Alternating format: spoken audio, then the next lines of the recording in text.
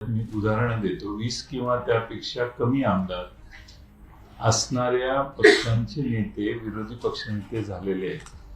62 ते 67 शेका पक्षाचे आमदार कृष्णराव धुळप हे फक्त 15 आमदार असताना विरोधी पक्षनेते झाले.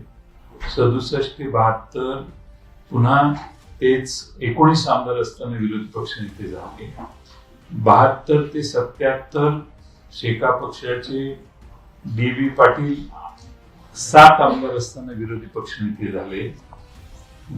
77 ते 78 आमदार गणपतराव अण्णासाहेब देशमुख 13 आमदार असताना विरोधी पक्षनेते झाले होते.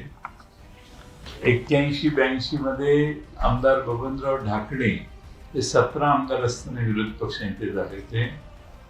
82-83 मध्ये पुन्हा आमदार डी.बी. पाटील हे 9 आमदार असताना विरोधी पक्षनेते झाले होते.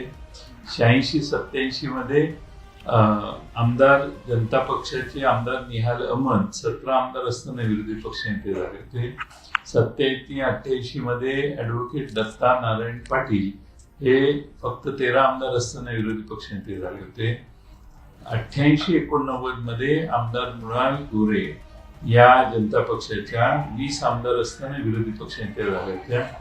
89 ते 90 मार्च शेका पक्षाचे ऍडव्होकेट दत्ता पाटील बी.एन. पाटील हे 13 आमदार असताना विरोधी पक्षनेते झाले होते. आणि विरोधी पक्षाला समान दर्जा देण्याची प्रथा महाराष्ट्रात आहे. या प्रथेला तडा जाईल असं होऊ नये अशी आमची अपेक्षा होती. पण ही एवढी उदाहरणं महाराष्ट्रात आहेत.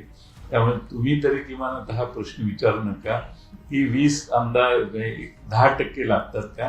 ही प्रथा परंपरा महाराष्ट्राच्या सभागृहाची गेले 40 वर्षाची.